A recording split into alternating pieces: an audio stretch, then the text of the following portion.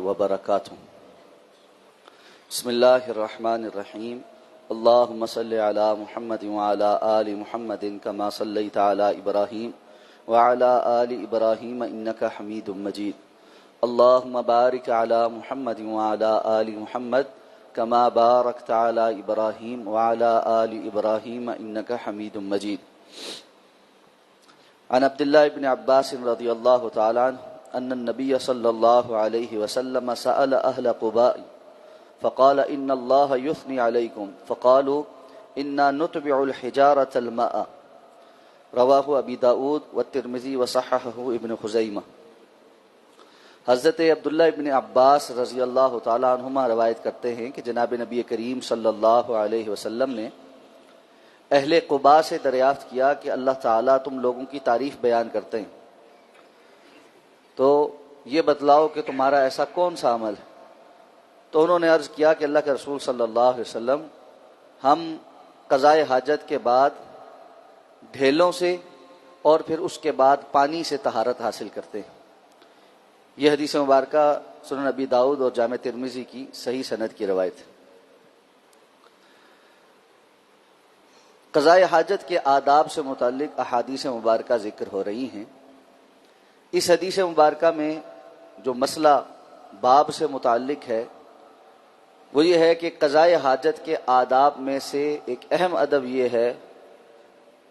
کہ انسان طہارت حاصل کرنے میں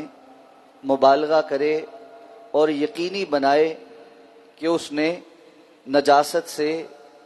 طہارت حاصل کر لی ہے، پاکیزگی حاصل کر لی۔ اہل قباء، یہ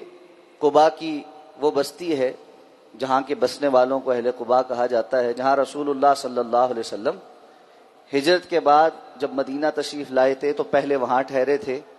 اور مسجد قباء کی بنیاد رکھی تھی۔ اور اب بھی جو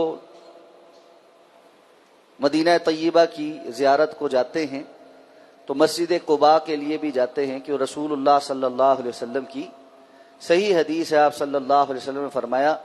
مسجد قباء جانا اور وہاں پر 2 نوافل ادا کرنا یہ عمرے کے برابر ثواب ہے۔ تو اس لیے جب بندہ مدینہ طیبہ جائے تو مسجد قباء جا کر نوافل ادا کرنا یہ مسنون ہے۔ عام طور پر رسول اللہ صلی اللہ علیہ وسلم ہفتے میں یعنی پورے ہفتے کے اندر ہفتے کے روز ہی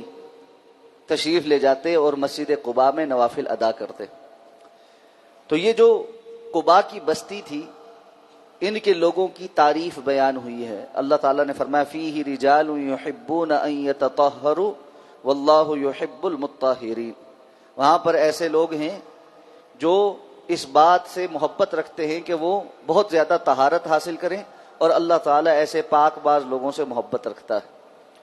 تو اس پر رسول اللہ صلی اللہ علیہ وسلم نے ان سے یہ دریافت کیا تھا کہ ایسا کون سا کام ہے جو تم ایکسٹرا کرتے ہو جس پر اللہ تعالیٰ تمہاری تعریف بیان کر رہے ہیں؟ تو انہوں نے یہ بات بیان کی کہ ہم طہارت حاصل کرتے ہوئے پہلے ڈھیلوں کا استعمال کرتے ہیں اور اس کے بعد پھر پانی سے طہارت حاصل کرتے ہیں۔ اس سے یہ بات پتہ چلتی ہے کہ طہارت حاصل کرنے کے لیے ڈھیلے اور پانی بیک وقت استعمال کرنا یہ جائز ہے۔ جیسے پہلے متعدد احادیث گزر چکی ہیں کہ خالی ڈھیلے استعمال کرنے یا صرف پانی سے طہارت حاصل کرنے سے بھی طہارت حاصل ہو جاتی ہے۔ ہاں، ڈھیلوں میں یہ حکم تھا کہ کم از کم 3 اور زیادہ کی زیادہ اتنے جتنے میں اس کو یہ محسوس ہو کہ طہارت حاصل ہو گئی ہے، اب مزید ضرورت نہیں۔ تو ایسے میں اگر کوئی شخص اس طرح سے کرے تو یہ زیادہ صفائی اور پاکیزگی کے قریب ہے۔ فی زمانہ جیسے ہم نے کہا کہ ٹیشو پیپر وغیرہ یا ٹوائلٹ رول جو ہے وہ اس کا متبادل ہے، تو اگر کوئی بندہ ٹوائلٹ رول استعمال کرتا ہے اور اس کے بعد پانی سے طہارت حاصل کرتا ہے تو وہ بھی اس حکم کے اندر ہی داخل ہوگا۔ اس حدیث مبارکہ سے یہ بات بھی پتہ چلتی ہے کہ اہل قباء کا ایک مقام ہے اور یہ مقام ان کو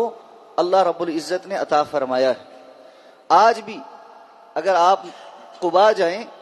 تو مسجد قباء کے جو بیت الخلاء ہیں اور اس کے ارد گرد کا جو علاقہ ہے اس کی صفائی ستھرائی باقی تمام جگہوں سے نمایاں نظر آتی ہے۔ یہ ایک وصف ہے جو ان لوگوں کے اندر پایا جاتا ہے۔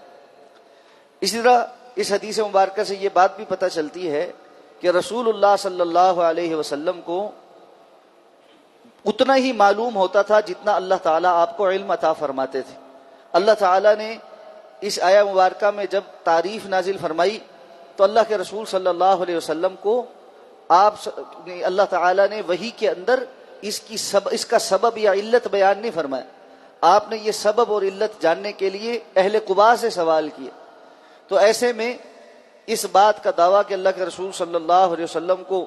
ما کان و ما یکون کا علم ہے، یہ کتاب و سنت سے متصادم بات ہے۔ آپ صلی اللہ علیہ وسلم کو غیب کا علم نہیں ہوتا تھا، یہی وجہ ہے آپ متعدد چیزوں کے متعلق صحابہ کرام سے سوال کرتے تھے اور ان کے جواب معلوم کر لیتے تھے۔ اس حدیث مبارکہ سے یہ بات بھی پتہ چلتی ہے کہ جس چیز کا انسان کو معلوم نہ ہو اس کے متعلق سوال کیا جا سکتا ہے،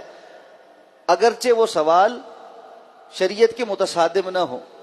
تو ایسی بات جاننے کی کوشش کرنا کہ جو شریعت کے مطابقت میں ہو اس کے لیے سوال کرنا جائز ہے۔ اسی طرح حدیث مبارکہ سے یہ بات بھی پتہ چلتی ہے کہ ایسے لوگ جن کے اندر وہ اوصاف پائے جاتے ہوں جو اللہ کو پسند ہیں،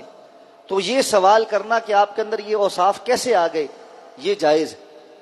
اور اس بات کی کوشش اور تگ و دو ہونی چاہیے کہ انسان کو پتہ چلے کہ یہ خیر کی بات فلاں لوگوں میں اگر موجود ہے یا اللہ کو پسند ہے تو کیوں کر پیدا ہوئی ہے۔ جیسے اگر آپ کسی بڑے عالم کو دیکھتے ہیں یا کسی اور بندے کو دیکھتے ہیں، اس میں کوئی خیر ہے، وہ زیادہ قرآن سے محبت کرنے والا ہے، زیادہ نیکی کے اوپر ہے، زیادہ پرہیزگاری کے اوپر ہے، اس کا اخلاق بہت اچھا ہے، تو اس سے پوچھا جا سکتا ہے کہ آپ کے اندر یہ جو بڑے اچھے اوصاف ہیں ان کے پیچھے کیا بات کار فرما ہے، آپ کی کسی نے خاص طور پہ تربیت کی ہے، کوئی واقعہ ایسا ہوا ہے جس سے آپ متاثر ہیں، یا آپ کی زندگی میں یہ بھلائی کیسے آ سکی ہے، آپ اس ثابت قدمی کے اوپر کیسے آئے ہیں۔ یہ ساری وہ چیزیں ہیں جو پوچھی جا سکتی ہیں اس نیت کے ساتھ کہ اگر اللہ نے یہ خیر اور بھلائی کی باتیں اس کو عطا فرمائی ہیں تو وہ کام میں بھی کر لوں تاکہ اللہ رب العزت کے پسندیدہ بندوں میں شامل ہو سکوں۔ اللہ ہمیں سمجھ کر عمل کرنے کی توفیق عطا فرمائے۔ سبحانک اللہم و بحمدک، نشہد ان لا الہ الا انت، نستغفرک و نتوب۔